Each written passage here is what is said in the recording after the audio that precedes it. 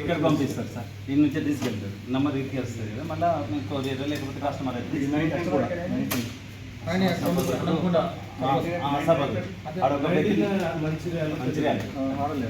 అంటే 50 kilometres intimation చేస్తలేదా? చేస్తారు sir, చేసి ఎప్పుడు చేసిందో కూడా రాస్తారు పెడతారు.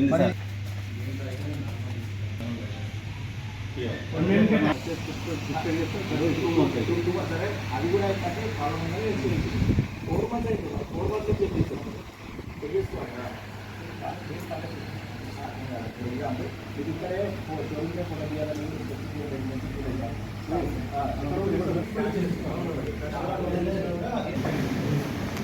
పంపిన తర్వాత బయట పోయి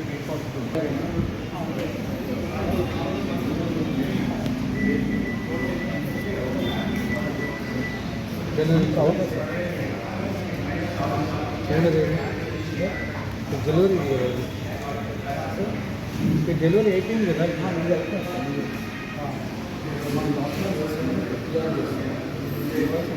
మళ్ళీ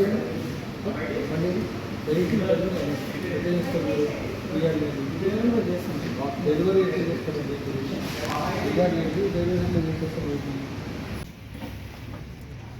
ఈరోజు జగిత్యాలపట్నంలో మేము ట్రాన్స్పోర్ట్ డిపార్ట్మెంట్ మా కమిషనర్ గారి మరియు జేటీసీ గారి డిస్ట్రిక్ట్ ట్రాన్స్పోర్ట్ కమిషనర్ గారి ఆదేశాల అనుసారంగా మేము కొన్ని షోరూమ్స్ జగిత్యాల్లో ఇన్స్పెక్షన్ చేయడం జరిగింది.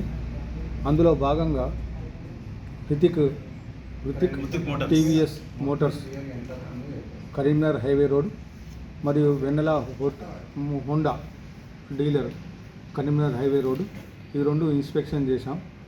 ఇందులో మాకు కొన్ని ఇర్రెగ్యులారిటీస్ ఫైండ్ అయినాయి. అదేంటంటే వాహన్లో అప్లికేషన్స్ వీళ్ళు అప్లోడ్ చేసిన తర్వాత కొన్ని అప్లికేషన్స్ అట్లనే పెండింగ్ ఉంటున్నాయి. వీళ్ళకు రీజన్స్ ఏం చెప్తున్నారంటే ఎవరైతే అప్లికెంట్ ఉన్నారో వాళ్ళు రెస్పాండ్ కావట్లేదని చెప్పి అంటున్నారు. అదొకటి. రెండోది, కొన్ని వెహికల్స్ ఈరోజు నిన్న వెహికల్స్ ఇచ్చిన వెహికల్స్ కూడా డెలివరీ ఛాలెంజ్ ఇచ్చేసి వీళ్ళు బయటకు పంపించారు. టీఆర్ ఇష్యూ చేయలేదు, ఇంకా అప్లోడ్ కూడా చేయలేదు. ఈ ఇర్రెగ్యులారిటీస్ ఉన్నాయి. దీని గురించి మేము షోకాస్ నోటీస్ ఇచ్చి మా హెడ్ ఆఫీస్కి తెలియజేసి ఇంకా తదుపరి చర్యలు తీసుకుంటాం.